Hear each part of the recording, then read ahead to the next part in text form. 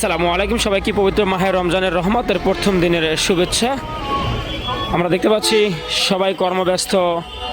এই পবিত্র মাহে রমজানে উপেক্ষা করে প্রতিদিন এর ন্যায় আজকেও সবাই কর্মস্থলে যোগ দিচ্ছে। তবে আজকের এই রমজানের শুরুতে যোগ দেওয়ার বিষয়টা ভিন্ন রকম।